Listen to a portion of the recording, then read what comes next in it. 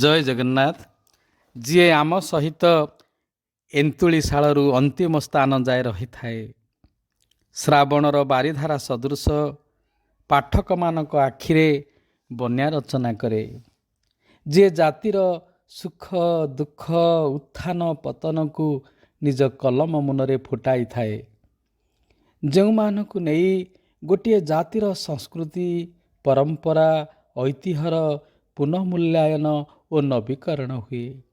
सही प्रातः स्मरणीय चिरवंदनीय सर्वपूजनीय बाणीपुत्र श्रीजुक्त बाबाजी चरण जेना 1956 मसीहा एप्रिल 12 तारिख में स्वर्गीय अहल्या देवी पिता स्वर्गत कुलमणि जेना कोलमंडन करथिले कटक सहर उपकंठ नुआ बजार पोपरडा ठारे। वैषयिक शिक्षा समाप्ति पर कोरापुट सुनाबेढ़ास्थ हिंदुस्तान एरोलेटिक्स लिमिटेड रु अवसर ग्रहण करिसंती। किछि दिन नेशनल म्यूजिक एसोसिएशन रे गुरु कुंडला आदिनारायण और पश्चिमेश्वर जेना ठारू संगीत शिक्षा लाभ करी परे परे गीत लेखारे मनोनिवेश करथिले। आकाशवाणी और दूरदर्शन से जड़े स्वीकृति प्राप्त गीतिकार सह आकाशवाणी बी ग्रेड कंठशिल्पी। तांकर अनेक सारस्वत सृष्टि पाठकीय आदर लाभ करिछि। से मध्य बहु सारस्वत सम्मान रे सम्मानित। तांकर भक्ति गीत भक्ति रत्नमाला अभयपाद साई विभूति नमामि रामं शिव कल्पतरु माँ नमामि कृष्णं साई कैवल्य हे जगन्नाथ शिशु गीतरे रुमकुझुमा देशात्मबोधरे एई माटी मोर माँ पल्ली गीति सज पखाल आधुनिक गीत वर्षारे तुमे चिरा कागज चित्रे चित्रलेखा और आहुरी अनेक सृष्टि दर्शक मानकु नवजागरण देइछि। तांकर 5000 रु ऊर्ध्व गीत आज भी जनमानस को आंदोलित करे। दुई पुत्र शुभदेव और शेषदेव और पत्नी खुलना जेना को नहीं तांकर सुखी परिवार। ओडिशार विभिन्न अनुष्ठान यथा कोरापुट पर्व सम्मान ओडिया गीतिकवि सम्मान श्रीक्षेत्र लेखक सामुख्य सम्मान आकाशवाणी और दूरदर्शन स्वीकृति प्राप्त गीतिकार और बी ग्रेड मान्यता कंठशिल्पी तांको जीवनर गोटे गोटे माइल खुंट। आज भी तांको रचित पल्ली गीत मन पड़े। पखाल रे पखाल मो सज पखाल झुरी हुए मन तोते संज सकाळ न देखिले तोते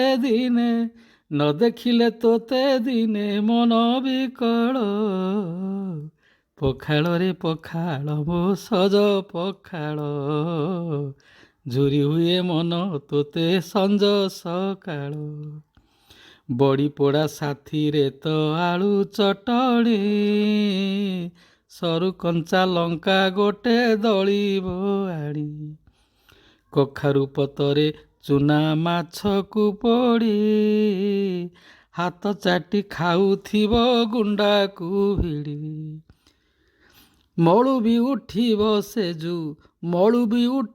सेजु देख एथर पखाल रे पखाल मो सज पखाल झुरी हुए मन तोते संज सकाळ। से समस्तंकर स्नेह सदिच्छा भल पाइबा को पाथेय करी बाट चालू थांतु आहुरी आगकू आगकू। जगतर नाथ श्री जगन्नाथ तांको निरोग और दीर्घ जीवन प्रदान करंतु तांकर कलम अधिक प्रभावशाली हो। जय जगन्नाथ। जो माने निजर कलम मुनरे सृष्टिर पारंपरिक रीति को परिवर्तन करती कांदरे हस हसरे लुह मरुभूमि रे पद्म एवं नरकरे पारिजात फुटाती दुख नदी रे सुखर पोत बुहांती सही चिरवंदनीय प्रातः स्मरणीय द्वितीय ईश्वर कविकुल को आमरी सत्यर आभूम प्रणाम।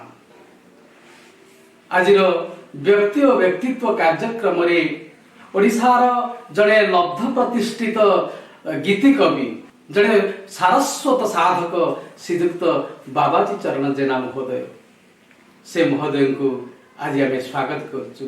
सार नमस्कार। नमस्कार। आपण बाबाजी चरण केड़े सुंदर नाटी प्रकृति में बाबाजी नाम सार्थकता कौन? बापांकर तीन झील थे जिते से पुओ मन जो व्याकुलता थिला से समय से महिमा अनेक धर्म को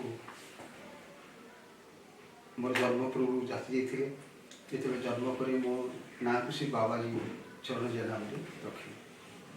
सार संसार रे मनीषटी हवा बहुत कष्टकर कथा ताठू आहरी कष्टकर हूँ कविटे हवा। ए कविटे हवा पाई आपण को मन रे स्वतः के जागरण है? मु प्रथम लेखा लेखि कर मु संगीत जगत थी जेहेतु मोर परिवेश था संगीतमय। मो साहिर मोर आत्मीय बड़ भाई तुल्य विशिष्ट कंठशिल्पी अमृतकंठ चित्तरंजन जेना, मोर दादा धरणीधर जेना एवं मोर पीस पु भाई जो विशिष्ट कंठशिल्पी ब्रज बिहारी जेना, बन बिहारी जेना और गगन बिहारी जेना करे जो आमर परिवेश था संगीतमय। तेणु से संगीत ही मते नहीं आसला सारस्वत जगत। संगीत जगत रे आपण संगीत जगत साहित्य जगत इथिरे आपण ओडिशार आगधारी जड़े सुप्रतिष्ठित कलाकार आकाशवाणी बी हाई ग्रेडर कंठशिल्पी जड़े कंठशिल्पी एवं जड़े गीतिकार उभय भूमिका को आपण जिते निर्वाह करती कौन अनुभव करती? मु प्रथमे गीतिकार भाव स्वीकृति पाइली परे कंठशिल्पी भाव स्वीकृति पाइली किंतु 2009 मसीह जो मोर ऑपरेशन है से समय मुझे गीत रेकर्डिंग करनी किंतु गीत कवितार मनोनिवेश करी दीटा को समन्वय रखा पड़े जेहेतु मुझे प्रथम संगीत शिल्पी थी तेणुक से मोर साहित्य साधन गीत साहित्य साधन साहाय्य कला मत। साधारण कविता और गीति कविता या भितर साधारण दर्शक माने कौन बुझे? गीति कविता और साधारण जो कविता छंदहीन कविता तो प्रभेद अच्छी से प्रभेद हूँ आमर गीति कविता मु गीति कवि जेहेतु गीति कविता विषय कहूँ गीति कविता हूँ आम 2-3 अंतरा विशिष्ट आम लिखु जहाँ सरल बोधगम्य शुणिले मन रही से हूँ गीति कवितार धर्म। मोर जे पूज्य गीति कवि गुरुकृष्ण गोस्वामी मतरे गीति कवितार धर्म हूँ साहित्य थी एवं गायन धर्मी हो पार सरल शब्द संयोजना होता गीति कविता सरल बोधगम्य सार बर्तमान आम संगीत जगत रे देखुचु जे अनेक पॉप म्यूजिक हिंदी इंग्लिश सड़ाप गुड़िक गीत भितर प्रवेश कलानी आपको से शुणला केमती लगे? से स्वाभिमान प्रश्न ये जो प्रश्न हूँ गोटे स्वाभिमान प्रश्न गोटे ओडिया भाव में आम जो आम शब्द संजन आम शब्द भंडार कौन एत शब्द अभाव अच्छे आम आने अन्य भाषा जेतु मोर पसंद नहीं से विषय मु भी समालोचना करने कथा नुह कि निजे निजे स्वाभिमान को रक्षा करने कथा। ओडिया भाषा साहित्य भंडार आम बहुत भाषार समृद्ध आम शब्द भंडार अच्छे जिते आम शब्द संजना करूँ मुझे साधारण जी कर गीत कविता लिखी कौन भाषा को आने मो भाषा तो भर्ती है मो भाषा भंडार में मुझे कहीं अन्य आनी मुझे आशा करुँचे बोधे अन्य चलचित्र किंवा अन्य को अनुकरण कर सब काम कर प्रकृत आगुरी जो लिखा होता गीत आप देखो से गीत एवं भी चिर सबुज ही रही एवं जो गीत तैयारी होती केते दिन रहिबो कौन रहिबो सेटा आपण भी जानि छ। सर 4.5 कोटी ओडिया तरफ आपन को स्वागत जणाइबो जो माने ओडिया भाषा को भलो पाती ओडिया साहित्य ओडिया संस्कृति की भल पाती से तरफ आपन को स्वागत जनइबी एइथिपाई जे आपण 5000 रु ऊर्ध्व गीति कविता लिखिछन्ति। आपणकर मन थी प्रथम कविताटी आपणकर कौन थिला? मोर प्रथम गीति कविता थिला कालिया तो बड़ दांडे किए हसे किए कांदे तथापि मौन तू ही न कहू तो कथा पदे। ये गीत 1982 मसीहा प्रलयंकरी बन्या समय मु लिखिथिली। ये दुख दैन्यता को लक्ष्य करी से समय ये गीतटी मु लिखिथिली। जगन्नाथंकर भजन लिखला बेले जगन्नाथ आत्मीयता भाव होई आपन पाखरे उपस्थित थिबार आपण केबे अनुभव करछन्ति? तो साधारण लोकटी किंतु जगन्नाथंकर कौड़ा नथिले किछि तो हुए नहीं। बुझे अदृश्य आशीर्वाद किछि थिला जहाँ कही होनी ता अनुभव रे मु अनुभव करे जगन्नाथ को करुणा बिना पत्रटी भी हरिबनी। ए लेखा भी सेमती से तो विश्वर ठाकुर सारा ओडियांकर मौड़मणि। आपणकर कविता गुड़िक दूरदर्शन एवं आकाशवाणी रे प्रचारित हुए जिते प्रसारण हुए आपन केमिति अनुभव आसे? जितेबले सृजनशील मनुष्यटी तार गीति कविता दूरदर्शन हो बा जेकोसी मीडिया हो प्रचार प्रसार हुए किंबा पत्रिकार बाहर निश्चय ताको आनंद लगे। सेहीपर मते भी आनंद लगे कहीं मो लेखाटा को दूरदर्शन रे मु देखे रेडियो शुणे पत्र पत्रिका पढ़े अनुमानकर मतामत आसे जे भल होइछि कि खराब होइछि से बहुत आनंद दिए। ओडिसा रे अनेक लब्ध प्रतिष्ठित कलाकार माने अछंती जो माने आपनक गीत को नहीं ओडिया साहित्य रे ओडिया संगीत जगत रे सुनाम करछंती। से कलाकार माने की सब आपनक गीत सब गाइछंती? मोर गीत प्रथम गीत गाइथिले विद्युत प्रभा पट्टनायक जे कि जड़े शिक्षयित्री कोरापुटर आकाशवाणी जयपुर गाइथिले प्रथम गाइथिले से गीत। तांको परे ए यात्रा एते सुदूर प्रसारी हेइछि सेतिपय मु जगन्नाथ को तांकर आशीर्वाद को प्रणाम करुछि एवं मोर ए गीत ओडिशार विशिष्ट कंठशिल्पी माने गाइछन्ति सेमानक मध्य अछन्ति कलार कोणार्क प्रणव किशोर पट्टनायक मोहम्मद सिकंदर आलम चित्तरंजन जेना एवं सुधाकर मिश्र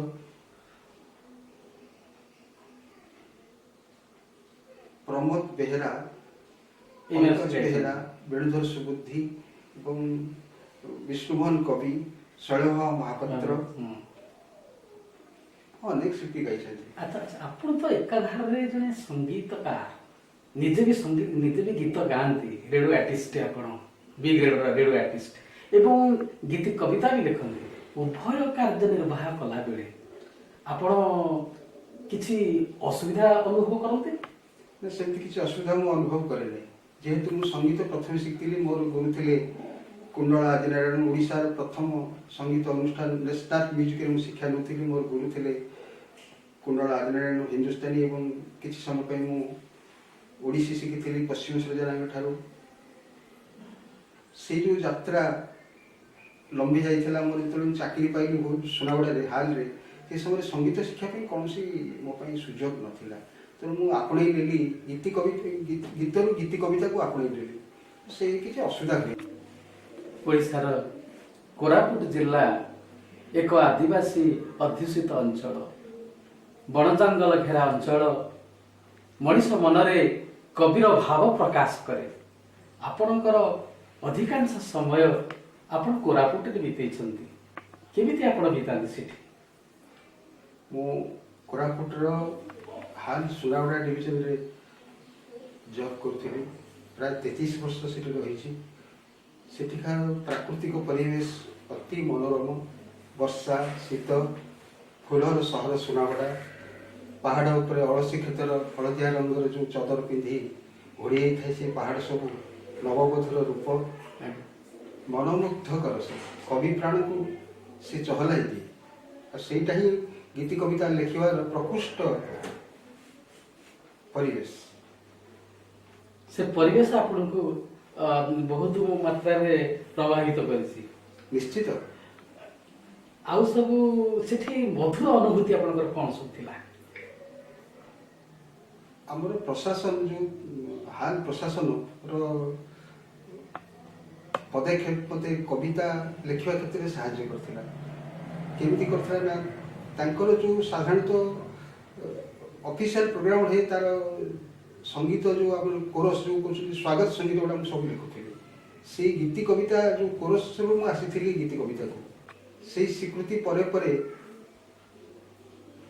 गीति कवितार जो धाराटा एत व्यापक है जे ऑल ओडिशा जो आम ओडिया गीति कवि समाज सहित मुझे संपृक्त हेली से थाई अन्य शिल्पी को जोगाजोग करी से गीत गाइली जोटा कि मत आज ये पहुँची पार सर जमीती मर्त्यर वैकुंठ हूँ श्रीक्षेत्र पुरी धाम से भली साबर श्रीक्षेत्र हूँ कोरापुट आपण तो सेठी जगन्नाथ सहित ओतप्रोत भाव जड़ित सहित से मंदिर सहित ओतप्रोत भाव जड़ित सहित एवं ओडिया जो माने जगन्नाथ को भल पाती सेठी गोटे संसद करते आपण भी ता सहित ओतप्रोत भाव जड़ित थे को अनुष्ठान सहित आप जड़ित थे बनपुर बोली अनुष्ठान थिला से समय गोटे बसंत किशोर साहू कृष्ण सिंह अन्य मैंने से अनुष्ठान गढ़ी 1987-88 से अनुष्ठान टी आउ कार्यक्रम करि पारलानी कौन सी कारण तू करि पारलानी मु भाबिली जे ए अनुष्ठान सहित यदि साहित्यिक परिवेश किसी सृष्टि करे गोटे अनुष्ठान टे गढ़िया पड़ो तेणु सुनावाड़ा मोर जो जेहेतु थिला कर्मस्थली से गोटे जगन्नाथ मंदिर थिला जो जगन्नाथ मंदिर माटी दिवरु दारिद्र्य होते से दिवंकर जो पीठ को बर्तमान स्वर्ण श्रीक्षेत्र कहते स्वर्ण श्रीक्षेत्र से श्रीक्षेत्र जो कल्याण मंडप अच्छी से प्रथम आरंभ कलु वन प्रभा साहित्य संसद गोटे गठन कलु मु मोर बंधु गणपति मल्लिक जे कि आदिवासी अध्युषित फुलवाड़ी अंचल लोक सहकर्मी मोर बड़ भाई आम दुई जन मिसी से अनुष्ठान गढ़ से अनुष्ठान अनेक नुआ पीढ़ीर लेखक को प्रोत्साहित कला एवं लेखापी कलम धरला एवं नुआ नुआ लेखक को से प्लाटफर्म को आने अनुष्ठान बहुत साहाय्य कला बनपुर साहित्य संसद से संसद छाड़ी आपण कटक को आसिले अद्यावधि तार स्मृति भी मन थी एवं तार रूपरेख आप छाड़ी जाइछंती जहाँकि आपणकर स्मृति बर्तमान मन पड़ुची एवं कटक सहर में आसिला पर आपण से संस्था को भूली ना बर्तमान आउ चाहूना से संस्था सहित संश्लिष्ट भाव ना से केबे भूली हेनी जेहेतु चाकरी जीवन 33 वर्ष कटिला से 33 वर्ष भितर जो भल पाइबा कोरापुटर साहित्य पाणीपाग बहुत उच्च मानर आम आदिवासी अधिसूचना कहे कि साहित्य पाणीपाग उच्च सोपान गोटे छोटिया प्रोग्राम कले से 50-60 लोक कम आसुले मुझे देखी बनप्रभा साहित्य अनुष्ठान कला दीर्घ 18 वर्ष से भी सहित जड़ित हेली आठी अनेक सारथी साधु को डाकी दूर दूरांतर जाइए आम कटक भुवनेश्वर जाइए बहुत जगह जाइए अतिथि वक्ता ही भल पाइबा थी आठिका लोकंर जो भल पाइबा विशेषकर साहित्य अनुष्ठान सब जो अच्छा मोर छोट प्रोग्राम टे मत डाकन सभार प्रमुख भूमिका थिला साहित्य ओडिया भाषा साहित्य को प्रोत्साहित करने विशेषकर उपांत अंचल सम्मान प्रदान गोटे वार्षिक संकलन प्रकाश किसी संवर्धना यह आधारित थिला आम कार्यक्रम जेहेतु उपांत अंचल से भाषा साहित्य संकट देखा दिए बहुत समय एवं देखा जाऊँगी कोटिया अंचल से सेम थिला जहाँद्वारा कि आम ये भाषा साहित्य को सुरक्षा पाई साहित्य को माध्यम करूँ अनेक लोक उपांत अंचल लोक संवर्धित करूँ से समय स्वर्ण क्षेत्र जोड़ा कि जो प्रांगण में आम आरंभ करूँ से कार्यक्रम गोटे स्मरणिकाटी आम बाहर जगन्नाथ साहित्य संस्कृति सहित जड़ित कर गोटे स्वर्ण क्षेत्र बाहर जार मुख्य थे डॉक्टर बसंत किशोर साहू सहित मुझे कम करी सहयोगी भाव सार संपादन से पत्रिकाटी प्रकाश होता जदिव आम भी लेखा अन्य सब जगह सहयोग करूँ से पत्रिकाटी प्रकाश सारा ओडिशा रे जगन्नाथ प्रेमी को जगन्नाथ संस्कृति जो गवेषक अच्छा से बहुत खराब जोग था से पुस्तक से पुस्तक प्रायतः सार आसा पर्यंत चलता एवं रिटायर्ड पर्यंत भी से सब काम चलता है किसी दिन कोरोना पर बंद हो जाइए बनप्रभा जितेबले से काम करुला से समय 2016 मोर जो रिटायर्ड है अवसर नेली मुझे समय मु बनप्रभा को आम जड़े सारस्वत संगठक रंजीत जेना को दायित्व देकी आसली जी कि साहित्य भी सी जारी रखुच्च से उपात अंचल मुझे आसला कटक भी बसी नहीं ओडिया भाषा साहित्य संस्कृतिर गुंडीची मूषा भाया सेवा करने मन बढ़ेली ये आरंभ कलु गोटे काठजोड़ी साहित्य संसद जहाँ एवं भी अब्याहत रही कार्यक्रम वर्ष थे से गोटे स्मरणिका प्रकाशन हो किसी सार्थ साधु को संबर्धना दि जाए। ओडिया साहित्य और संस्कृति कथा आप कहले जड़े सुंदर भाव में ओडिया भाषा कहीपे मात्र ओडिया साहित्य को से जानीपारे ना आपण मतामत कौन माने आपण ओडिया साहित्य ओडिया भाषा ये दीटा जाक कौन समान बोली भावुंट देखु जड़े साहित्य साधकर भाषा गोटे कथित भाषा दीटा का माने समन्वय ओडिया भाषा संस्कृति की संकलन ठीक है सर देखु मु प्रथमे जो से कथा चिंता कली कि लोकभाषा को नहीं किसी लिखी मोर पीस थे शशिमणि जेना जी बनविहारी जेना विशिष्ट गायक बो सर गोटे पल्ली गीत प्रजातंत्र बाहर थाए मुझे आसते कटक आसते घर को आसते फिल्म सुनाबटा से पत्रिका गोटे पल्ली गीत बाहर था मुझे कार्यक्रम जी आसली आम घर को मत से प्रजातंत्र आम घर को आसला देखे तो गीतटा तोर बाहर जाए मुझे लगे बोल दो दी से मो अपा थे मो अपा बोल दो सागे सागे से बोलना जेहेतु से बनविहारी जेनार बो संगीत विषय तक धारणा था मत कहला तू एमती गोटे बही करूँ मुझे कथा रखिली एवं गवर्नमेंट प्रेस मो घर पाखे से कटक जेकोसी कार्यक्रम होता मोर पिलादिन कथा मुझे दुर्गा पूजा हाँ विश्वकर्मा पूजा हाँ कटक साही बस्ती गोटे बढ़िया प्रोग्राम है मेलोडी प्रोग्राम से बालकृष्ण दास थे आसते संगीत सुधाकर बालकृष्ण दास प्रणम्य पुरुष से गोटे गीत गाँव आहा मो जीवन धन पखाल जहाँकि लोकभाषा सुंदर गीत से गीत को लक्ष्य करी मु सज पखाल बोली गोटे पल्ली गीत संकलन कली जहाँकि लोकभाषा आन्वित लोकभाषा आम कथित भाषा आम साहित्य भाषा किसी तफात नहीं दुटा समन्वय रहा उचित पल्ली भाषा लिखिला बेले आपण ओडियार पल्लीर प्रकृति सहित निबिड़ भाव में जड़ित होगा पड़े जमी संगीत सुधाकर बालकृष्ण दास से गीत आप मन पकईदे आस पखाल कंसा सजनी तो बिहुने उड़िला हंसा आपणकर से भाया लेखा कौन थी मोर अनेक लेखा पल्ली गीत संकलित कर पूर्व सज पखाल बोली से गुड़े रोसे जमी रोषेर कथाड़ा से रखी बढ़ी आलू रायता कि सजना शाग विषय अधिकांश गीति कविता को मु पल्ली भाषा लिखी से सब गीत थे आम विशिष्ट प्राबंधिका तुलसी ओझा डॉक्टर तुलसी ओझा पुरी से से बही देखिए कहले बाबूजी ये बही अन्य पल्ली गीत थाई पारे जो पढ़ी से विशिष्ट गवेषिका से कहते से गीत तू रोषे पर बेसी प्राधान्य देचु ओडियाणी रोषे से संयोजित कर आशा करुँची पल्ली गीत किसी प्रभाव पकड़ भावुँ आप एकाधारे पल्ली गीत रचना करती गीति कविता रचना करती निजे कंठशिल्पी ओडिया साहित्य जगत में अनेक सारस्वत लेखा आपणकर बाहरी विभिन्न मैगजीन रे आपणकर लेखा बाहरी से गुड़ाक पढ़ला पर आप कौन अनुभव करते जड़े सृजनशील व्यक्ति जो तार पत्र पत्रिका हो कौन गणमाध्यम प्रकाश परिप्रकाश हुए से तो निश्चित भाव आनंदित हुए मुझे आनंदित हुए आउ किसी दायित्व भी बढ़ी जाए कहीं बढ़ी जाए दायित्व जेहेतु मत स्वीकृति दूसरी ये सब गणमाध्यम मुझे भल लेखापी प्रयास करवा उचित क्यों सामाजिक अनुष्ठान आपण को साहित्य क्षेत्र में संगीत क्षेत्र में पुरस्कृत कर बहुत बड़ बड़ अनुष्ठान मत सम्मानित कर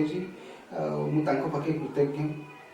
विशेषकर कोरापुटे थिला बेले कोरापुटे सर्वोच्च सम्मान परम सम्मान जहाँ भी पाई सेठी भी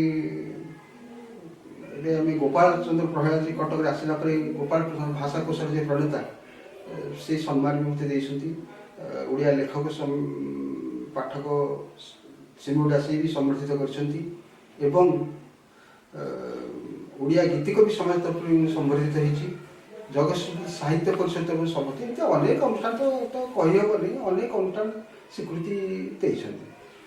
ଅନୁଷ୍ଠାନ ଯେତେବେଳେ ଆପଣଙ୍କୁ ପ୍ରଶଂସା କରେ, ପ୍ରଶଂସା ପତ୍ର ଦିଏ, ଉପଢୌକନ ମାନପତ୍ର ଦିଏ, ଆପଣ କ'ଣ ଅନୁଭବ କରନ୍ତି?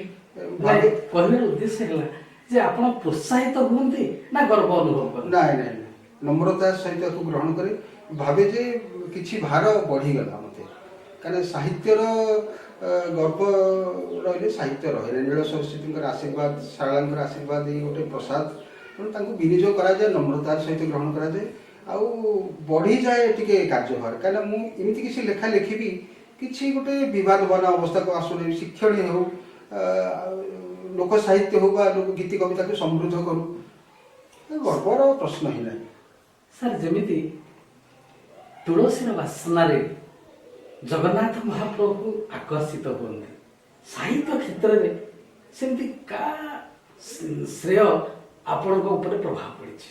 ବିଶେଷ କରି ମୁଁ କହିବି ଦେଶବନ୍ଦନାରେ ଆମର କାନ୍ତ କବି ଲକ୍ଷ୍ମୀକାନ୍ତ ମହାପାତ୍ରଙ୍କର ଯେଉଁ ବନ୍ଦେ ଉତ୍କଳ ଲେନି ମୋତେ ବହୁତ ପ୍ରଭାବିତ କରିଥିଲା। ଆଉ ଦେଶ ପ୍ରେମର ବାର୍ତ୍ତା ସେଠି ଥିଲା, ଉତ୍କଳ ବନ୍ଦନା ଥିଲା, ସଙ୍ଗୀତ ଥିଲା, ସବୁଥିରୁ ବଞ୍ଚିତ କରି ତାଙ୍କର ଗୀତ ସେ ବି କେଉଁ ଯଶବାନା ଉଡ଼ାଇ ଉଠେ। ତାପରେ ହେଉଛନ୍ତି ଭୀମ ଭୋଇ।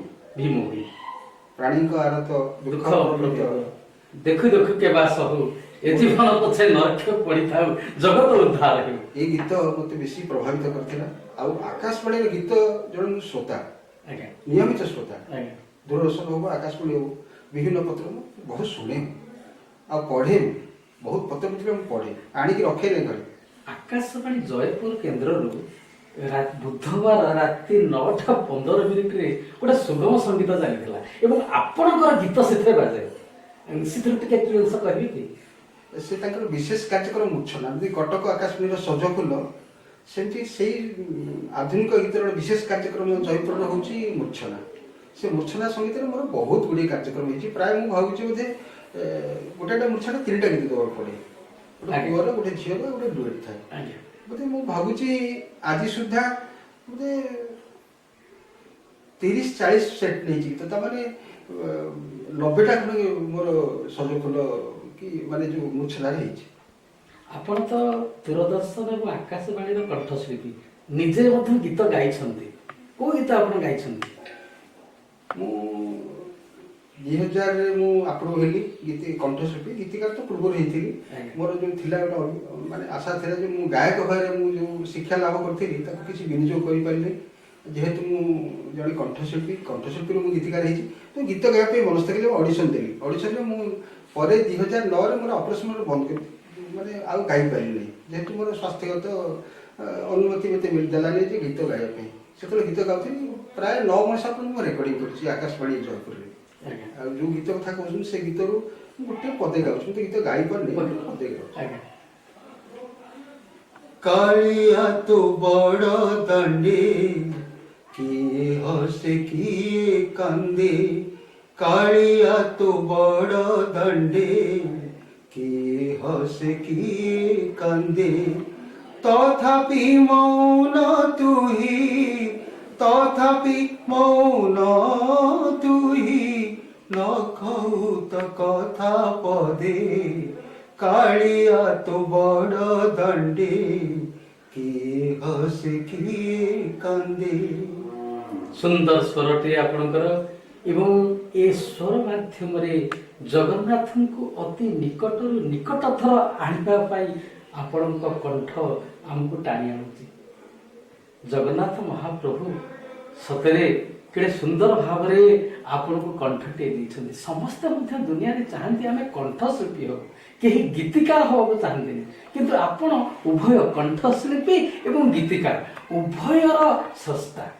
ଉଭୟ କାର୍ଯ୍ୟ କଲାବେଳେ बेले बेले आपण किसी अनुभव करिसंती किसी असुविधा अनुभव करिसंती ना ना किसी असुविधा अनुभव करनी जेहेतु मु संगीत गीतिकार होती गीत लिखापी जो खराब जो शब्द विन्यास दरकार मत दरकार जेहेतु मु संगीत जानी केते पदरे केते अक्षर गीत गोटे लेखागले सुविधा हो कंपोज कि विभिन्न गणमाध्यम लिखापी से शिक्षा कर मत किसी असुविधा अनुभव करनी ओडिया साहित्य क्षेत्र में मध्य आपणकर अनवद्य अवदान अच्छी केते खंडी पुस्तक रचना करिसंती आज पर्यंत मु 16 खंड प्रकाश होती मोर गीति कविता केवल गीति कविता 16 खंड प्रकाश होती प्राय 500 रु अधिक पत्रिका मोर कविता प्रकाश होती विभिन्न दशहरा हो पूजा संख्या हिसाब हो कि यही वर्ष तो पूजा संख्या मुझे भावुँ बोधे 38टा खंड पत्रिका बाहरी आमरी सत्य रे भी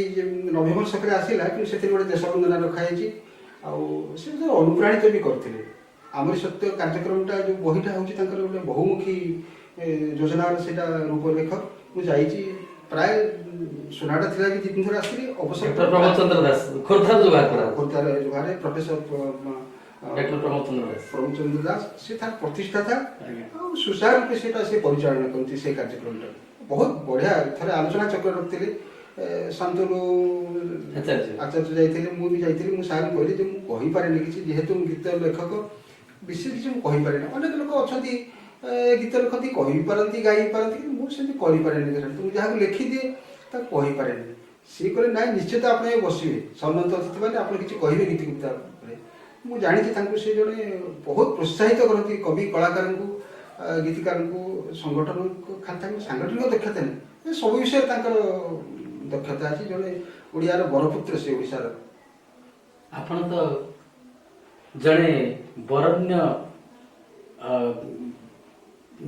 जड़े सारस्वत साधक ओडिया संगीत जगतर चित्तरंजन जैनांकर वंशरे आपण जन्म होइछन्ति एवं तांक द्वारा प्रभावित किसी होइथिबे एवं आपणकर ससुर से मध्य जड़े गीति कवि आपण को सेमाने किसी प्रोत्साहन बा तांक द्वारा किसी आपण आदृत होइछन्ति कि देखो चित्तरंजन जेना होछि आम साहिर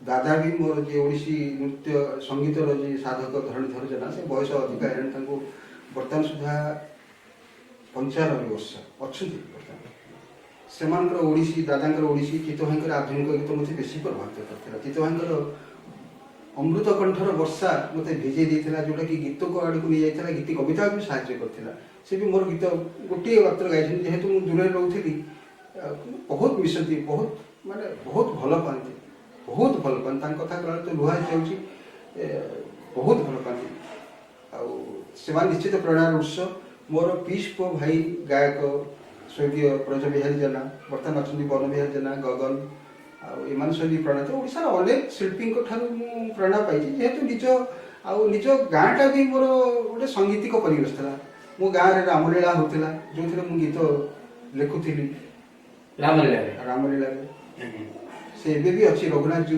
सांस्कृतिक परिषद जोटा अच्छी सम्मानित करते मत कहीं जाऊँ गाँव ना ना भाई आप आरंभ करते संगीत निजे भी कंपोज करी निजे लिखुली रामलीला से बहुत साहय करता मो साही हूँ ओडिसी कीर्तन गोटे साही जोटा आम दिग भाग अच्छी कटक टाउन गोटे परंपरा अच्छी संकीर्तन परंपरा से संकीर्तन परंपरा एवं भी अच्छी आम साही अच्छी प्राय सब अंचल अच्छी ये अंचल से कीर्तन बहुत साहय करते कटक सहर हूँ गोटे भाईचारार सहर एवं 52 बजार 53 गली बोली कटक सहर को कहा जाए सेतेबेलार दुर्गा पूजा और वर्तमान दुर्गा पूजा भितर फरक कौन आप अनुभव करते देखो तो कटक हूँ गोटे भाईचारा सहर जहाँ थिला एबे भी अखंड अच्छी एबे भी साही बस्ती आमर अधिकारी महंत कटुआला अच्छा शांति कमिटी अच्छी पूजा कमिटी अच्छी समन्वय सेम से एक धारे जहाँ थिला एबे भी अच्छी तफात एतिकी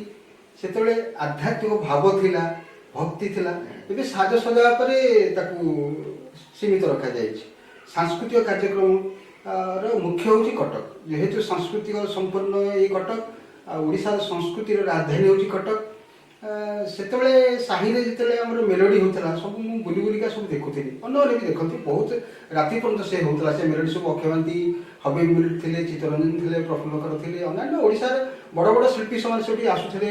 ବିଭିନ୍ନ ମଞ୍ଚ କରାଯାଉଥିଲା, ମଞ୍ଚ ଉପରେ ସେମାନେ ପ୍ରୋଗ୍ରାମ କରୁଥିଲେ, ଆମେ ସବୁ ତଳେ ବସି ଦେଖୁଥିଲୁ, ତଳେ ଠିଆ ହେଇ ଦେଖୁଥିଲୁ। ସେଇଟା ଏବେ ବି ଅଛି, କିଛିଟା କମିନି କିଛି, କିନ୍ତୁ ସେଇ କାର୍ଯ୍ୟକ୍ରମର ଯୋଉ ଯୋଉ ମାଦକତା ଯୋଉ ମେଲୋଡି ଥିଲା ସେଇ ସମୟରେ ସଙ୍ଗୀତରେ ଏବେ ଟିକେ କମିଗଲାଣି। ଯୁବପିଢ଼ି ବର୍ତ୍ତମାନ ତାକୁ ବଜାୟ ରଖିବା ପାଇଁ ଅମଙ୍ଗ ହଉଛନ୍ତି କି? ନା ନା, ଅମଙ୍ଗ ନାହାନ୍ତି ସେମାନେ। ସେମାନେ ଆଧୁନିକତାର ଛାପକୁ ଜବରଦସ୍ତ ଲଦିବା ପାଇଁ ଚେଷ୍ଟା କରୁଛନ୍ତି, କିନ୍ତୁ ଲକ୍ଷ୍ୟ ଗୋଟିଏ, ମାନେ ପୂଜା ହଉ, ଭଲ ବାର ହଉ, କଟକର ନାଁ ହଉ, ନିଜ ସାହି, ମୋ ଯେମିତି ପୋପଡ଼ଟା ଆମର ଦୁର୍ଗା ଯିବ ଯେମିତି ପ୍ରସେସନ ପୁରା ରାଜାଘର ଦେଇକି ଚାନ୍ଦିନୀ ଚୌକ ଦେଇ ସେଇ ପୁରୀ ଘାଟ ଗଡ଼ାରେ ପଡ଼ିବ, ଦେବୀ ଗଡ଼ାରେ ପଡ଼ିବ, ସେଇ ପରମ୍ପରା ଏବେ ବି ବଜାୟ ଅଛି, କିଛି ଅକ୍ଷୁର୍ଣ୍ଣ ହେଇନି। ସେମାନେ ଯୁବପିଢ଼ି ଅନୁପ୍ରାଣିତ ହେଇଛନ୍ତି ଆମ ସେଇ ପରମ୍ପରାକୁ ରକ୍ଷା କରିବା, କିନ୍ତୁ ନୂତନ ଭାବେ ନୂତନ ଢାଞ୍ଚାରେ ସେମାନେ କରୁଛନ୍ତି। ପରିବାରର ବାସ୍ନାରେ ଆପଣ ସୁଗନ୍ଧିତ ହୁଅନ୍ତି। ଆପଣଙ୍କ ପରିବାର ସଂକ୍ରାନ୍ତରେ ଟିକେ କୁହନ୍ତୁ। ପରିବାର କହିଲେ ମୋର 2ଟି ପୁଅ, ମୋ ସ୍ତ୍ରୀ ହେଉଛି ଖୁଲଣା ଜେନା, ଯିଏକି ମୋତେ ସହଯୋଗ କରେ ସାହିତ୍ୟ ସଂସ୍କୃତି କ୍ଷେତ୍ରରେ। ମୁଁ ଯେତେବେଳେ ଲେଖାଲେଖି ପାଇଁ ଯାଉଛି କିମ୍ବା କାହିଁକିନା ମୁଁ ବହୁତ ସମୟ ରହିପାରେନି, ଆପଣ ଜାଣିଛନ୍ତି ମୁଁ କୌଣସି ରବିବାର ଶନିବାର ମୁଁ ରହିବାର ପ୍ରଶ୍ନ, ଅନ୍ୟ ଦିନ ଡାକିଲେ ବି ଚାଲିଲେ, କାହିଁକିନା ଅବସର ସେଇଟା ସମ୍ପୂର୍ଣ୍ଣ ଭାବରେ ମୁଁ ସାହିତ୍ୟକୁ ଦେଇଦେଇଛି। ଘର ଦାୟିତ୍ୱ ମୋର କିଛି ନାହିଁ, ଘର ଯାହା କିଛି ଯାହା ଦେବା କଥା ଦେଇକି ମୋର ସେଇ ସହଯୋଗଟା ମୋ ସ୍ତ୍ରୀ ମୋତେ ନିଶ୍ଚିତ ଭାବରେ କରୁଛି, ନହେଲେ ମୁଁ ଏତେବେଳେ ଆସିନଥିଲି। ମୋର 2 ପୁଅ, ସେମାନେ ସବୁ ନିଜ ନିଜ ଜାଗାରେ ପ୍ରତିଷ୍ଠିତ। ବଡ଼ ପୁଅ ଇଞ୍ଜିନିୟର ସେ ଶୁଭଦେବ ଜେନା, ଏବଂ ଛୋଟ ପୁଅ ସାନ ପୁଅ ମୋର ଶେଷଦେବ ଜେନା ଲିଙ୍କୁ।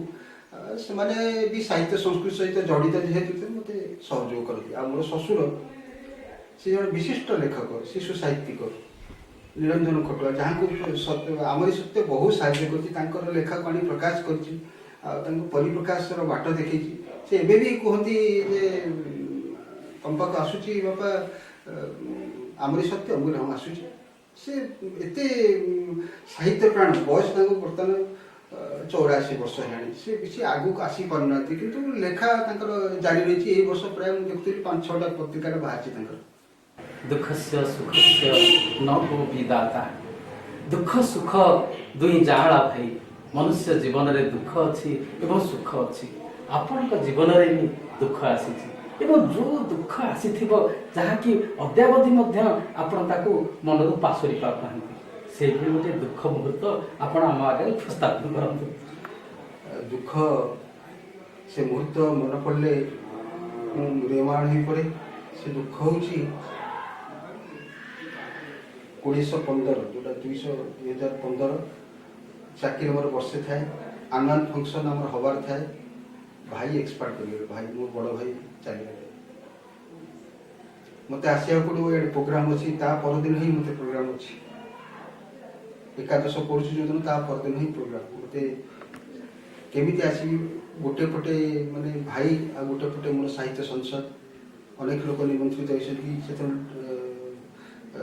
ସେଠିକାର ଥିବା DIG ବି ନିମନ୍ତ୍ରିତ ହୋଇଥିଲେ ମୁଖ୍ୟ ଅତିଥି ଭାବରେ, ନାଲକୋର GM, ଆମର ହାଲ୍ର ଯିଏ DGM, ସମସ୍ତେ ନିମନ୍ତ୍ରିତ ହୋଇଛନ୍ତି। ନିମନ୍ତ୍ରଣ ପଠାଗଲାଣି, ପୁରା ସମସ୍ତଙ୍କୁ ପଠାଇ ଯାଇଛି ଅଲରେଡ଼ି। କାମ କାର୍ଯ୍ୟକ୍ରମ ପୁରା ଆଗେଇ ଚାଲିଛି। ଭାଇ ଚାଲିଗଲେ। ମୁଁ ସେଇ ଦିନଠୁ ହିସାବ କଲି ଯେ ଯେଉଁଦିନ ପଡ଼ୁଛି ତା ପରଦିନ ହିଁ ପଡ଼ୁଛି ମୋର ପ୍ରୋଗ୍ରାମ୍। ମୁଁ ଆସିଥିଲି ଦୁଃଖରେ, ଠାକୁରଙ୍କୁ ଡାକିଥିଲି, କିନ୍ତୁ କାର୍ଯ୍ୟକ୍ରମ ଆସିକି ମୁଁ ଘରେ ଯେତେବେଳେ ପହଞ୍ଚିଲି, ସେଇ କାର୍ଯ୍ୟକ୍ରମ ପାଇଁ ମୁଁ ତାଙ୍କୁ କହିପାରୁନଥାଏ ଯେ ମୋ ପ୍ରୋଗ୍ରାମ୍ ଅଛି, ଭାଇଙ୍କର ଏକାଦଶ ଉତ୍ସବ ଅଛି, ତା ପରଦିନ ପ୍ରୋଗ୍ରାମ୍ ମୋତେ ଆଜି ଯିବାକୁ ପଡ଼ିବ। ମୁଁ ଯେତେବେଳେ କହିଲି ପରିବାର ମୋତେ ଅନୁମତି ଦେଲେ, ସବୁ କାର୍ଯ୍ୟ ସାରିଲା, ମୋତେ ବାଧ୍ୟ ହେଇ ଯିବାର ଥିଲା। ଲୁହ ଖାଇବି ଆଖିରେ ମୋତେ ଯିବାକୁ ପଡ଼ିଥିଲା ଏକାଦଶ ଦିନ। ଆଉ ତା ପରଦିନ ଥିଲା ମୋର ଆନୁଆଲ୍ ଫଙ୍କସନ୍ ବନପ୍ରଭାର। ସେ ମୁହୂର୍ତ୍ତ ମୁଁ କେବେ ବି ଭୁଲି ନାହିଁ, ଆଉ ସେଇ ଦୁଃଖଦ ମୁହୂର୍ତ୍ତ ଏବେ ବି ମନେ। ବର୍ତ୍ତମାନର ଯେଉଁ ଯୁବପିଢ଼ି ଆପଣଙ୍କ ପରିବାରରେ ମଧ୍ୟ ସେମାନେ ସାହିତ୍ୟ ସଂସ୍କୃତିରୁ ଟିକେ ବିମୁଖ ହେଲେଣି, କାରଣ ଆଧୁନିକାର ଛାପ ଭିତରେ ସେମାନେ ରହିଲେଣି। ଆପଣ ବି ସେମିତି କିଛି ସ୍ମୃତି ଆପଣଙ୍କ ମନରେ ଥିବ ଯେଉଁଟାକି ଆମ ଦର୍ଶକମାନଙ୍କୁ ଆପଣ ଟିକେ କି ଦୋଷ କୁହନ୍ତୁ। ଦେଖନ୍ତୁ, ଏମିତି କିଛି ସ୍ମୃତି ଅଛି, ଆପଣ ଶୁଣିଲେ ଆଶ୍ଚର୍ଯ୍ୟ ହେଇଯିବେ। ମୁଁ ଜୟପୁର ଯାଇଥାଏ, ସେ ମେ ମାସ, ସାବିତ୍ରୀ ବ୍ରତ ଥାଏ ଆମେ ଦୁଇ ଜଣ ଯାଇଥାନ୍ତୁ ଲୁଗା କିଣା ଯାଇଥିଲୁ ଆମେ ଯାଉଥିଲୁ ସେତେବେଳେ ବହୁତ ସମୟ ଲାଗୁଥିଲା ଯେ ଜୟପୁର ମାନେ ଆମ ସୁନାପଡ଼ାରୁ ଜୟପୁର ଯଦିଓ 40 କିଲୋମିଟର କିନ୍ତୁ ଦୁଇଟା ପାହାଡ଼ ରହୁଛି ଯିବା ପାଇଁ ବହୁତ ସମୟ ଲାଗେ ପାହାଡ଼ି ଅଞ୍ଚଳ ସେ ସମୟ ଲାଗେ ସେଇ ସମୟ କଥା କହୁଛି ମୁଁ ଯେଉଁ ସମୟ କଥା କହୁଛି ସେଇଟା ହେଉଛି 25 ବର୍ଷ ତଳର କଥା କହୁଛି ମୋର ଗୋଟେ ଗୀତର ଲାଇନ୍ ମୁଖାଟା ଭୁଲ ହେଇଥିଲା ଆର ବସ୍ ନବରଙ୍ଗପୁର ବସ୍ ଯିବ ଆମେ ସୁନାପଡ଼ା ବସ୍ ଆସିବା କଥା ମୁଁ ସେ ଯେଉଁ କଣ୍ଠଶିଳ୍ପୀ ଗୀତ ଗାଇବ ତାକୁ ସେତେବେଳେ ଫୋନ୍ ମାଧ୍ୟମରେ ଆମେ କିଛି କହିପାରୁନଥିଲୁ ରେକର୍ଡିଂ ହବାର ଅଛି ସେ ଗାୟକ ଥିଲେ ଯେ ସେ ଗୀତ ଗାଇବାକୁ ଯାଉଛି ରେକର୍ଡିଂ ହବ ଯାହାର ତା ନାଁ ହେଉଛି କଳ୍ପନା ପଟ୍ଟନାୟକ ବହୁତ ଭଲ କଣ୍ଠଶିଳ୍ପୀ ନବରଙ୍ଗପୁରର ସେ ଯେତେବେଳେ ମୁଁ ଦେଖିଲି ଝରକା ବସ୍ ବାଟେ ଦେଖିଲି ଯେ କଳ୍ପନା ବସିଛି ମୁଁ ତାକୁ ସୁଧାରିବା ପାଇଁ କହିବା ପାଇଁ ଗଲି ଗୀତଟା କହୁଛି ବସ୍ ଛାଡ଼ିଦେଲା ମୋ ସ୍ତ୍ରୀ ଆସି ବସ୍ ବାଲା ଅଟକିଲାନି ବସ୍ ସିଧା କୋରାପୁଟ ଅଟକିଲା ମୁଁ ବସ୍ ଆମର ନାହିଁ ଗୋଟେ ଆଶ୍ଚର୍ଯ୍ୟ ମୋର ତାଙ୍କର ଦୁଃଖ ଲାଗିଲା ପୁରା ତାପରେ ଗୋଟେ ଅନ୍ୟ ଗାଡ଼ିରେ ମୁଁ ଯାଇ ସେ ବସ୍ ବାଲା ସେଠି ତାଙ୍କର ସେଠି ଥାଏ ଅଧଘଣ୍ଟା କି 10 ମିନିଟ୍ କୋରାପୁଟରେ ଥାଏ ହଲ୍ଟ ଥାଏ ସେ ତାକୁ ରଖି ହସୁଛି ସେ ମୋତେ ଜାଣିଛନ୍ତି ଟିକେ ଟିକେ ଯିଏ ଲେଖକ ଲୋକ ମୁଁ ସେଇଥିରେ ମୋତେ ହସି କଲେ କ'ଣ ତୁମେ କବି ହଉ ବି ସ୍ତ୍ରୀକି ଛାଡ଼ି ପଳେଇ ଯାଉଛ ସେଇ ସ୍ମୃତିଟା ଏବେ ବି ମନେ ରହିଛି ମୋର ପ୍ରକୃତିରେ ଆଲୁଏ ତାର କି ମନୋହର ଅନ୍ଧକାର ତାଠାରୁ ଭଲ କବିଟେ ହବା ତାଠାରୁ ଆହୁରି ସୁନାମର କଥା ପ୍ରକୃତିରେ এই ଯୁବପିଢ଼ି ସେମାନଙ୍କୁ ଆପଣଙ୍କର ବାର୍ତ୍ତା କ'ଣ ରହିବ ଯୁବପିଢ଼ି କି ବାର୍ତ୍ତା ମୋ ଭଳିଆ ଲୋକ କ'ଣ ଦେବ ସେମାନେ ତ ନିଜ ନିଜ ଗୁଣରେ ନିଜେ ବଳିଆନ ତଥାପି ସେମାନେ ଓଡ଼ିଆ ଭାଷା ସାହିତ୍ୟକୁ ରଖିବା ପାଇଁ ପତ୍ର ପତ୍ରିକା ପଢ଼ନ୍ତୁ ମୁଁ ମୋ ନିଜ କଥା କହୁଛି ମୁଁ ଯେତେବେଳେ ଗୀତିକାର ହେଲି ମୁଁ ଗୋଟେ କଥା ସତ କଥା କହିବି ମୁଁ 2 ଥର 3 ଥର ପାଇଲି ଯାଇକି 2 ଥର ଦେଲି 3 ଥର ପାଇଲି ଯାଇକି ମୁଁ ଆପ୍ରୁଭ୍ ହେଲି କିନ୍ତୁ ଏବେ ଗୀତିକାର ମାନେ ଚାହୁଁଛନ୍ତି ରାତାରାତି ଲମ୍ବା ଜାଣି ମାନେ ଏକାଥରେ ସ୍ୱୀକୃତି ପାଇଛୁ ପତ୍ର ବହୁତ କଷ୍ଟ କରିଛୁ ଆମେ ଲେଖା ଦେଖନ୍ତୁ ମୁଁ 82 ମସିହାରେ ଲେଖିଥିଲି କାଳିଆ ତ ବଡ଼ ଦାଣ୍ଡ ସେତେବେଳେ ମୁଁ ଆପ୍ରୁଭ୍ ହେଇନଥିଲି କିନ୍ତୁ ସେଇଟାକୁ ପତ୍ରିକାରେ ସ୍ଥାନିତ କରିବା ପାଇଁ ମୋତେ ବହୁତ ଦିନ ଲାଗିଥିଲା 87 ମସିହାରେ ମୋର ପ୍ରଥମ ଗୀତ ପ୍ରଧାନଥର ସାପ୍ତାହିକରେ ପ୍ରଧାନଥର ରବିବାର ଦିନ ବାହାରିଥିଲା ସେ ଯୁବପିଢ଼ି ଟିକେ ସେକୁ ଦୃଷ୍ଟି ଦେଲେ ହେବ ଆଉ ନହେଲେ ଅନ୍ୟାନ୍ୟ ଦୃଷ୍ଟି ଠିକ୍ ଅଛି କାରଣ ଭାଷା ସାହିତ୍ୟ ସଂସ୍କୃତି କି ପରବର୍ତ୍ତୀ ପିଢ଼ି ସେମାନେ ରଖିବା ଉଚିତ ଆଉ ମୋର ଅନୁରୋଧ ଯେ ଓଡ଼ିଆ ଭାଷା କବିତା ଲେଖୁଛନ୍ତି କିମ୍ବା ଗୀତ ଲେଖୁଛନ୍ତି ଆମ ଭାଷା ଉପରେ ସେମାନେ ଶବ୍ଦ ସଂଗ୍ରହ କରି ଲେଖନ୍ତୁ ଅନ୍ୟ ଭାଷାକୁ ଆଣିକି ଲେଖିଲେ ଆମ ଭାଷା କ'ଣ ଅଭାବ ଅଛି ତେଣୁକରି ସେଟା ଦୃଷ୍ଟି ଦେଲେ ଭଲ ପାରିବିନି ବୋଲି ନଭଜ ମନେ ଆପଣ କେବେ ପାରିବିନି କେବେ କହିନାହାନ୍ତି ଜୀବନରେ ମୁଁ ନିଶ୍ଚିତ କରିପାରିବି ଆଉ ନିଶ୍ଚିତ କରିପାରିବି ଭିତରେ ଜୀବନ ଆପଣ ଅତିବାହିତ କରିଛନ୍ତି ଆଜିର ଏହି ମଧୁର ସ୍ମୃତି କେବଳ ଆମମାନଙ୍କୁ ନୁହେଁ ଆଗାମୀ ପିଢ଼ି ଭବିଷ୍ୟତ ବଂଶଧର ସେମାନଙ୍କୁ ପ୍ରେରଣା ଯୋଗାଇବ ଆପଣଙ୍କ ପାଇଁ ଏ ସାରସ୍ୱତ ସାଧକଙ୍କୁ ପାଇ ଆମରି ସତ୍ୟ ଆଜି ଧନ୍ୟ ହେଇଛି ଆଜିର ବ୍ୟକ୍ତି ଓ ବ୍ୟକ୍ତିତ୍ୱ କାର୍ଯ୍ୟକ୍ରମରେ ଆପଣ ସ୍ୱ ମତାମତ ଦେଇ ଆମମାନଙ୍କୁ ଧନ୍ୟ କରିବା ସଙ୍ଗେ ସଙ୍ଗେ ଓଡ଼ିଆ ସାହିତ୍ୟ ଜଗତର ଅଗଣିତ ପ୍ରତିଭାମାନଙ୍କୁ ମଧ୍ୟ ପ୍ରେରଣା ଦେଇଛନ୍ତି ଆଜି ପାଇଁ ଆମେ କାର୍ଯ୍ୟକ୍ରମକୁ ଏଇଠି ରଖିବା ପୁଣି ଜଣେ ନୂଆ ଅତିଥିକି ନେଇ ପୁଣି ଆପଣମାନଙ୍କ ପାଖରେ ଆମେ ଆସିବୁ ସେତେବେଳେ ଯାଏ ଆମକୁ ବିଦାୟ ଦିଅନ୍ତୁ ସାର୍ ନମସ୍କାର ଆପଣମାନେ ଠାରୁ ବିଦାୟ ନେବା ପୂର୍ବରୁ ମୁଁ ଏତିକି ଅନୁରୋଧ କରିବି ଆମର ଏ କାର୍ଯ୍ୟକ୍ରମକୁ ଆପଣ ଲାଇକ୍ କରନ୍ତୁ ସବସ୍କ୍ରାଇବ୍ ଯଦି କରିନାହାନ୍ତି ସବସ୍କ୍ରାଇବ୍ କରନ୍ତୁ ଏବଂ ମତାମତ ଦେବାକୁ ଭୁଲିବେନି ଆମରି ସତ୍ୟ ବ୍ୟକ୍ତି ଓ ବ୍ୟକ୍ତିତ୍ୱ କାର୍ଯ୍ୟକ୍ରମ ପୁଣି ନୂଆ ଅତିଥିଙ୍କୁ ସାଙ୍ଗରେ ନେଇ ପୁଣି ଆସିବି ଯାଉଛି କହି ଜୟ ଜଗନ୍ନାଥ ନମସ୍କାର ଜୟ ଜଗନ୍ନାଥ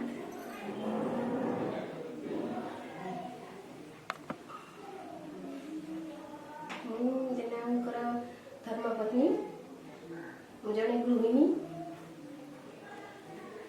ମୋର 2ଟି ପୁଅ ପିଲାମାନଙ୍କୁ ସମୟ ଦେବା ସାଥେ ସାଥେ ସ୍ୱାମୀଙ୍କୁ କିଛି ସାହାଯ୍ୟ ସହଯୋଗ କରେ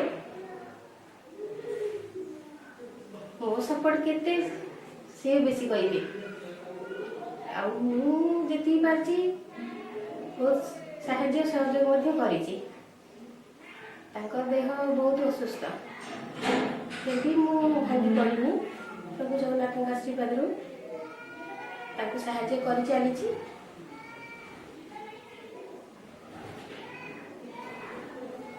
ଯୋଉ ଯାଇ ପହଞ୍ଚିଥିବି ସାହାଯ୍ୟ କରୁଥିବି। ଆଉ ତାଙ୍କ ବିଷୟରେ ମୁଁ କ'ଣ କହିବି, ତାଙ୍କ ସାହାଯ୍ୟ ସପୋର୍ଟ ସିଏ କହିବେ। କିନ୍ତୁ ମୁଁ ବି ଗୋଟିଏ ସାହିତ୍ୟ ଫ୍ୟାମିଲିରୁ ଆସିଛି, କାରଣ ମୋ ବାପା ଜଣେ ଶିଶୁ ସାହିତ୍ୟିକ, ତାଙ୍କଠାରୁ ମୁଁ କିଛି ଜାଣିଛି। ତାପରେ ଏମିତିଆ ସ୍ୱାମୀଟିଏ ବି ପାଇଲି, ଲେଖାଲେଖି କରନ୍ତି, ଆକାଶବାଣୀ ରେଡ଼ିଓରେ ବି ଗାଆନ୍ତି। ଯେତେବେଳେ ରେକର୍ଡ଼ିଂ ଆସେ ମୁଁ ବି ସାହାଯ୍ୟ କରେ, ପିଲାମାନଙ୍କୁ କଣ୍ଟ୍ରୋଲ କରେ। ଆଉ ତାଙ୍କ ବିଷୟରେ କ'ଣ କହିବି, ସେ ଭଲ ଗାଆନ୍ତି। ଆଉ ତାଙ୍କ ଲେଖା ତ ପ୍ରଭୁ ଜୟ ଜଗନ୍ନାଥ, ଜଗନ୍ନାଥ ଆଶୀର୍ବାଦରେ ତାଙ୍କ ପେନ୍ ସେମିତି ଚାଲିଥାଉ, ତାଙ୍କ ଲେଖା ସେମିତି ଉଚ୍ଚକୋଟୀର ହେଇଥାଉ। ଆଉ ସେ କ'ଣ କହିବି, ଏତିକି କହୁଛି। ଧନ୍ୟବାଦ, ଜୟ ଜଗନ୍ନାଥ। ମୁଁ ଶୁଭଦେବ ଜେନା, ମୁଁ ମୋ ବାବାଙ୍କର ବଡ଼ ପୁଅ। ବାବାଙ୍କ ପରିଚୟ ମୁଁ କ'ଣ କହିବି, ପ୍ରତିଦିନ ସକାଳୁ ମୋର ଆରମ୍ଭ ହୁଏ ତାଙ୍କ ମୁଖରୁ ଶୁଣିଥିବା ମନ୍ତ୍ର ଉଚ୍ଚାରଣ ସରୁ ସରୁ ବାବା ନିୟମିତ ଭାବରେ ଆକାଶବାଣୀ କଟକକୁ ଶୁଣନ୍ତି। ଯେତେବେଳେ ତାର ଧ୍ୱନି ବାଜେ ସେତେବେଳେ ମୁଁ ଆଖି ଖୋଲେ। ଯେବେ ବି ମୁଁ ଆଖି ଖୋଲିକି ବାବାଙ୍କୁ ଦେଖେ, ସବୁବେଳେ ସେ ବସିକି କିଛି ନା କିଛି ଲେଖାଲେଖି କରୁଥାନ୍ତି, ନହେଲେ କିଛି ନା କିଛି ପଢ଼ୁଥାନ୍ତି। ତେଣୁକରି ସେଇଥିରୁ ମୋର ସାହିତ୍ୟର ଆରମ୍ଭ ହୁଏ। ତାପରେ ବାବାଙ୍କର ବହୁତ କବିତା ଏମିତି ଅଛି ଯୋଉଟା ଆଜି ପ୍ରକାଶିତ ପାଇଛି, କିନ୍ତୁ ବହୁତ କବିତା ଏମିତି ବି ଅଛି ଯୋଉଟା ଅଧା ରହିଯାଏ, ଆଉ ଯୋଉଟା ମୁଁ ପଢ଼ିବାକୁ ସୁଯୋଗ ପାଏ, ଯୋଉଟା କି କେବେ ହେଲେ ବି ପ୍ରକାଶ ପାଇନି। ତେଣୁକରି ଯଦି ମୋ ଭିତରେ କୋଉଠି ନା କୋଉଠି ସାହିତ୍ୟର ଅନୁରାଗ ଅଛି, କେବଳ ମୋ ବାବାଙ୍କ ପାଇଁ। ଆଉ କିଛି ବର୍ଷ ତଳେ ତାଙ୍କ ଦେହ ବହୁତ ଖରାପ ହେଇଥିଲା, ବାବା ବହୁତ ଭାଙ୍ଗି ପଡ଼ିଥିଲେ, କିନ୍ତୁ ଠାକୁରଙ୍କର ଆଶୀର୍ବାଦରୁ ସିଏ ସୁସ୍ଥ ହୋଇଲେ। ଆଉ ତାପରେ ଅନେକ ବହି ତିଆରି କଲେ। ମୁଁ ଠାକୁରଙ୍କ ପାଖରେ ପ୍ରାର୍ଥନା କରୁଛି ତାଙ୍କୁ ସବୁବେଳେ ସେମିତି ଶକ୍ତି ଦିଅନ୍ତୁ, ସେ ସେମିତି ଏମିତି ଅନେକ ଗୀତ ଲେଖନ୍ତୁ, ଆଉ ଏହିପରି ଭାବରେ ଅନେକ ଲୋକଙ୍କ ପାଖରେ ତାଙ୍କ ସାହିତ୍ୟକୁ ନେଇକି ତାଙ୍କ ପରିଚୟ ସୃଷ୍ଟି କରୁଥାନ୍ତୁ। ଧନ୍ୟବାଦ। ନମସ୍କାର, ମୁଁ ହେଉଛି ଇଞ୍ଜିନିୟର ଶେଷଦେବ ଜେନା, ଶ୍ରୀଯୁକ୍ତ ବାବାଜୀ ଚରଣ ଜେନାଙ୍କର ସାନ ପୁଅ। ସର୍ବପ୍ରଥମେ ମୁଁ ସମସ୍ତଙ୍କୁ ଧନ୍ୟବାଦ ଜଣାଇବି। ଆପଣ ଆମରି ସତ୍ୟର এই ଚ୍ୟାନେଲକୁ ଡେଫିନେଟଲି ଲାଇକ୍ କରନ୍ତୁ, ସବସ୍କ୍ରାଇବ କରନ୍ତୁ। ଗୋଟିଏ ଛୋଟ ପୁଅ ହିସାବରେ ମୁଁ ମୋ ଘରେ ବହୁତ ଭଲ ପାଇବା ପାଇଛି। ଛୋଟବେଳୁ ହିଁ ବାବାଙ୍କ ସହିତ ପ୍ରତ୍ୟେକଟି କାର୍ଯ୍ୟକ୍ରମରେ ଯୋଗ ଦିଏ। ବାବା ମୋତେ ବହୁତ ହି ଭଲ ପାଇବା ସହିତ ନେଇକି ଯାଆନ୍ତି ଏବଂ ପ୍ରତ୍ୟେକଟି କାର୍ଯ୍ୟକ୍ରମରେ ମୁଁ ବାବାଙ୍କ ସହିତ ବସିକି ସବୁକିଛି ଶୁଣିବା ପାଇଁ ଚେଷ୍ଟା କରେ, ପ୍ରଶ୍ନ ପଚାରେ ଏବଂ ପ୍ରତ୍ୟେକଟି ପ୍ରଶ୍ନର ଉତ୍ତର ମୋ ବାବା ମୋତେ ଦେଇଛନ୍ତି। ତ କହିବାକୁ ଗଲେ ମୁଁ ଛୋଟବେଳୁ ହିଁ ବାବାଙ୍କ ସହିତ ସାହିତ୍ୟର ଆ ଶିଖିଛି। ଭଲ ଲାଗେ ଯେତେବେଳେ ଆମେ ନିଦରୁ ଉଠୁ। सीबीएसई इंग्रजी मीडियम रे पढ़िला सत्वे मो बाबा सबुबले मते ओडिया भाषा पई संग्राम करबा सिखैछंती, ओडिया रे ही कथा कहबा सिखैछंती। ओडिया न्यूज़पेपर हो, ओडिया एल्बम हो, ए सब सहित जो भल पाइबा बाबा मते सिखैछंती हम भाषा पई करबा पई मु तांको अशेष अशेष धन्यवाद जणैबी एवं तांकरी भल पाइबा तांकरी आशीर्वाद जोगु बाबांकर से स्वप्न बनप्रभा साहित्य संसद रे मध्य छोट हेउना किंबा किछि ना किछि भाबे मु मोर सहयोग देछि। परण्य अतिथि मानक सहित मोर परिचय मध्य हेछि, सेमानकर सेवा करे एवं बाबांक सहित सिखु सिखु कविता मध्य लेखा आरंभ करे। आश्चर्य हे जाए जेतेबेले बाबा ओडिया भाषा रे बिना रही की बहुत कथा कहि जानते। बाबांक ठारू सेठु मु शिखे एंकरिंग करबा, बाबांक ठारू शिखे किभली भाबरे ए आपण भली दर्शक मानकर हृदय रे किछि छोट एकटा जागा करबा पई एवं कहबा गले बाबा मते मो जीवन रे सबु बेले प्रोत्साहन दैछंती। आजी मु ए पाहाचरे गीत लेखे, गीत शिखिछि एवं एंकरिंग माध्यम रे मु ओडिया भाषार प्रचार एवं प्रसार करुछि। मु वर्तमान कोलकाता रे जड़े सॉफ्टवेयर प्रोफेशनल हिसाब रे काम करुछि, किंतु जेतले भी जेकोसी कार्यक्रम रे एंकरिंग करबा पे सुजोग पाए इंग्लिश हेले मध्य मो ओडिया भाषा को मझिरे कहि मु गर्व रे कहि कि मु जड़े ओडिया मु एही मो बाबांग ठार सिखिछि। एवं आपण समस्त मु पुणी तर अनुरोध करिबी ओडिया भाषार संग्राम केवल जड़े करि परिबानी, आमे समस्ते करि परिबा। मु पुणी तरे दोहरे भी जे ए चैनल को डेफिनेटली सब्सक्राइब करंतु। जेते अधिक व्यूज आसीबो सेतबेला आमे जानि परिबा जे हम ओडिया माटी रे अनेक बरण्य अतिथि अछंती। धन्यवाद।